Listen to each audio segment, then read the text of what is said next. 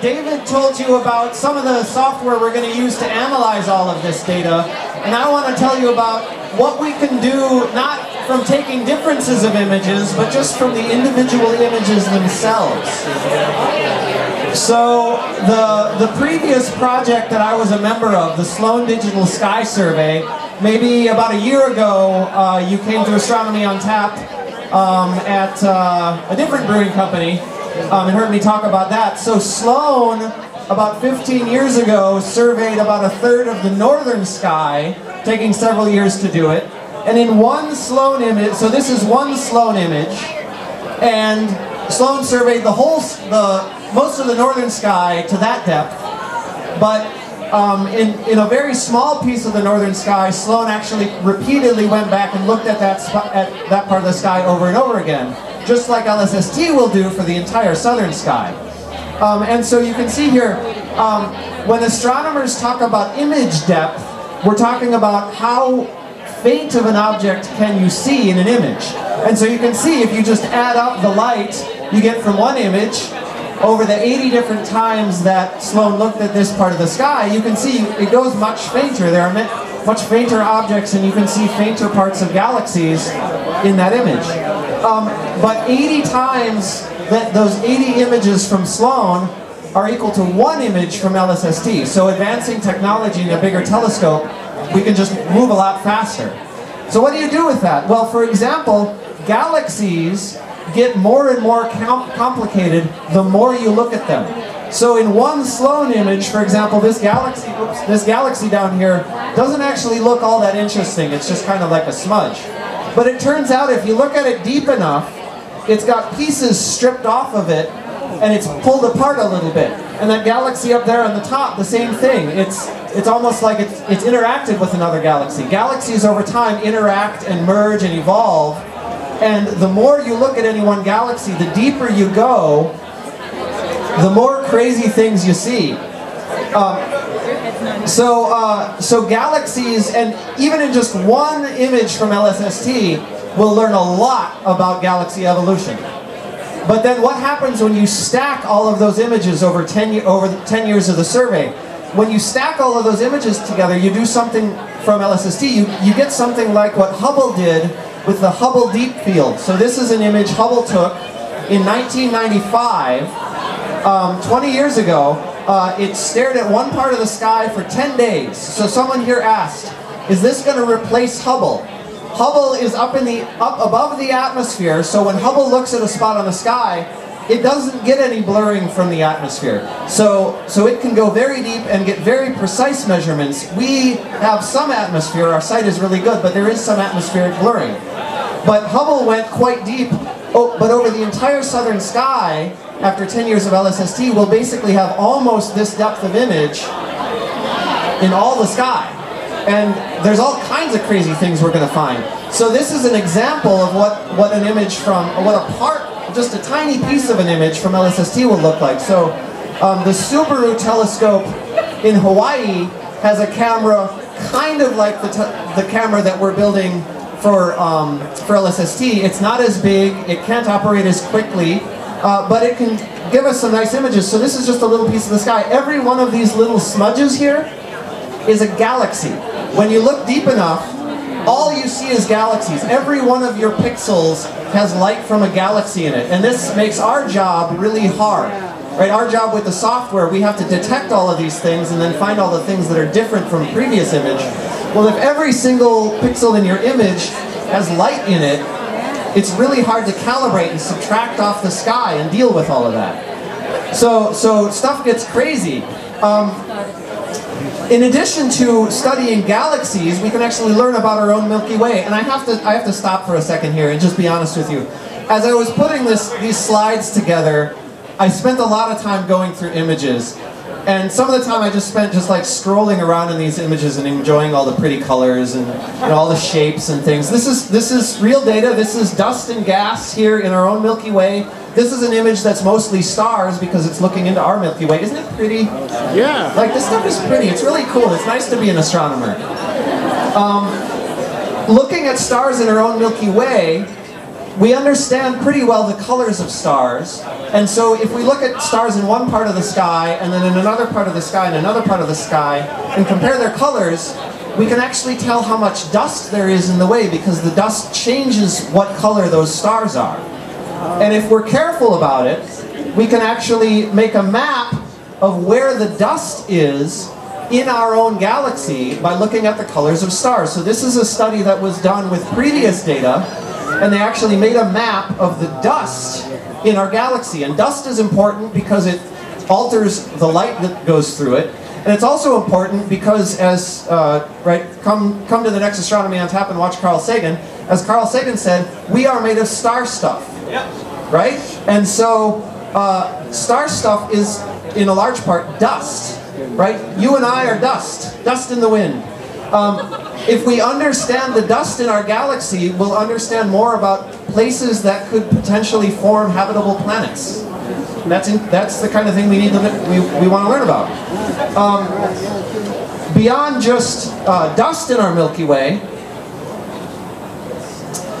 we can learn more about satellites of our Milky Way. So this image, oh no, that's cheating. There we go. Forget you saw the last bit. So our Milky Way galaxy has satellite galaxies of its own. They're small. Some of them you can just go and see. If you ever go to the southern hemisphere, you can see the large and the small Magellanic Clouds. They're big. You actually see them on the sky. They're like a big smudge. Some of them are smaller. This is the WLM dwarf galaxy. It was discovered in 1909, but it's pretty obvious, right? It's big and it's there. It doesn't take much telescope time to find it. Some of the dwarf galaxies are almost impossible to see. This is an image from SDSS, and there's actually a dwarf galaxy hiding in it. But the only way you can discover it is by counting up all of the stars around the image and finding that in one part of the image there's slightly more stars than there are anywhere else in the image.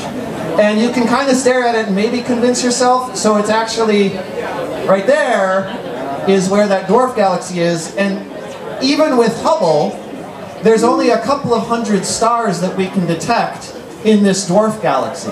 So this is a really puny little tiny galaxy. But someone asked the question, how do we detect dark matter? Well, these little dwarf galaxies have a lot of dark matter in them. And that dark matter is the only thing that's holding them together.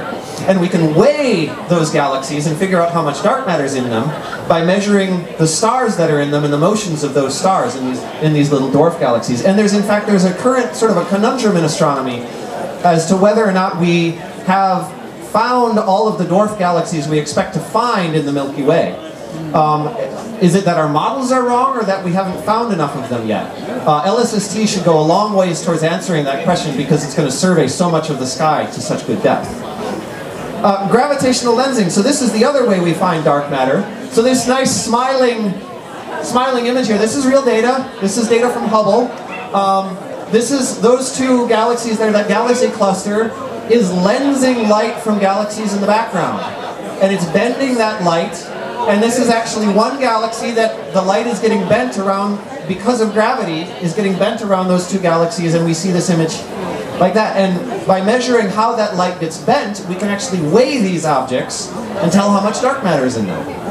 But even more than that, sometimes galaxy lenses image things multiple times. So these three circles are the same galaxy, just lensed multiple times as light takes different paths around this foreground galaxy. And if we look at this in a little bit more detail, there's actually something funky going on in here. And this is, David, I think you're an expert on this subject, so maybe you should say something about it. If I might interject. So if a supernova happens to be going off in this galaxy that's been imaged multiple times by the galaxies in front of it, you can actually get multiple images of the supernova. And so that's what's shown here. And this galaxy here, zoomed in, these 4 points here are all the same supernova that have been mirrored, basically, by the gravity of the galaxies in front of it.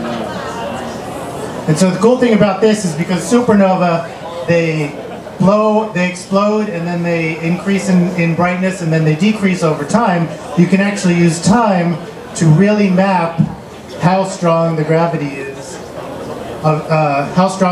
is from the galaxies in this cluster before it. And so, in fact, that's what people did when they observed these four supernova. They predicted by mapping the gravity that would be produced by the dark matter of this galaxy cluster, that another image of the supernova would appear a year later. And that's actually what happened right here. So a year after those four supernovae were seen, another image of that same supernova was seen. And so that could actually that could be used to really constrain the dark matter in that galaxy cluster. So just to go back to this for a moment, this was like a serendipitous discovery, right? We just lucked out that we got an image of this lens when a supernova was going off. The way to find things like this is to hit the whole sky over and over and over again. Gosh, what kind of survey is going to do that? So a big thing in the discovery space of LSST is things that we maybe would have only lucked out finding before, and now we're going to find a lot of them. And so by mapping out the dark matter in the universe through gravitational lensing and through the positions of galaxies, we can actually map out the voids and the walls and the filaments. So this is from a simulation, but LSST will produce maps of the matter distribution in the universe that we can compare to simulations to see whether our models of the universe actually work. So we've done this before. So I used to work for the Sloan Digital Sky Survey, and this is a movie showing the positions of real galaxies as they really are in the universe. And you can see again those clusters and big voids where there aren't many things, and walls and filaments. So all of these things, these are where the galaxies actually are in the universe. However, LSST is not the be-all and end-all. LSST is not going to get very precise distances to galaxies. Sloan did because they went back and they took spectra of galaxies to get the redshifts and thus measure the distances. LSST is going to discover so many billions of galaxies, 30 or so billion galaxies, that and we don't have a spectrograph on LSST. So with all of those galaxies, we're going to have to build a new telescope to carefully measure the distances to all of the galaxies that LSST is going to discover. And that's the way it is in science, right? You build one instrument, you discover a thing, and then you have to build a new instrument to follow up on the discovery that you made before. So finally, the unexpected, right? There's a bunch of things that we know LSST is going to do, but LSST is also going to find a bunch of things that we didn't know it was going to find in the first place. These are real galaxies.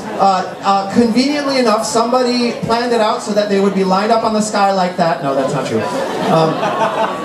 They are real galaxies, though, so if you go, you can write your own in the Galaxy font. Go to writing.galaxyzoo.org. You can write messages to your friends in galaxies. Galaxy Zoo was a project where people looked at images from the Sloan Digital Sky Survey and classified them based on their shapes, and they found that a lot of those galaxies had shapes that are conveniently like letters. That's nice. But beyond that, we also found interesting things. So this is something called Hanny's voorwerp. Hanny van Arkel was a school teacher in the Netherlands who was working on Galaxy Zoo. So she was going to the website and classifying galaxies, and she was classifying the shape of that galaxy on the top. And she went on the web forum and posted, "Hey, this galaxy has a weird thing next to it. Does anyone know what this is?"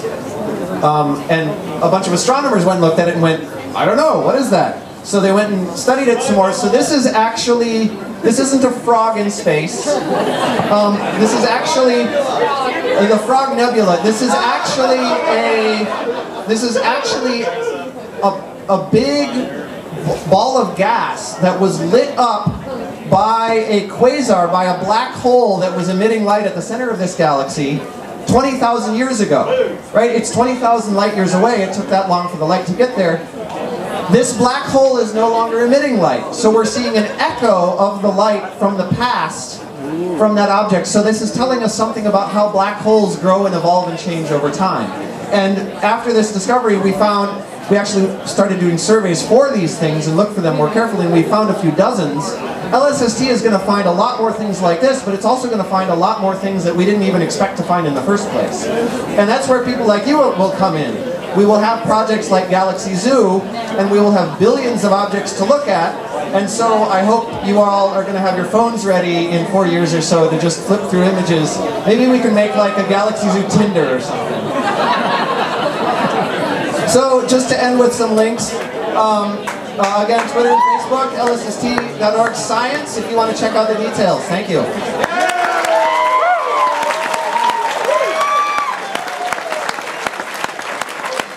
And again, time for questions on static science. Birdman.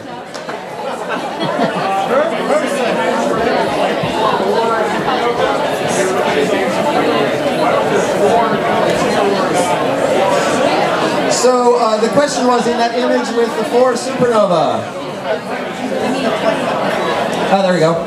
So why were there 4 and not 2 or 3 or something? It all depends upon the geometry of the foreground object and the background object. Sometimes you don't get like 1, 2, 3, or 4. You get a whole, just a ring. So if everything is perfectly aligned, it's called an Einstein ring. And it all depends upon the geometry.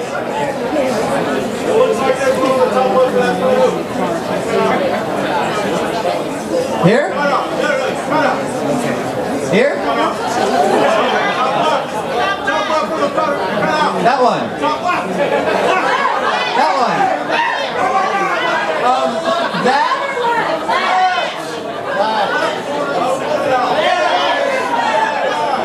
Who's left? Astronomy by vote. All right, question. Could I have my note, please?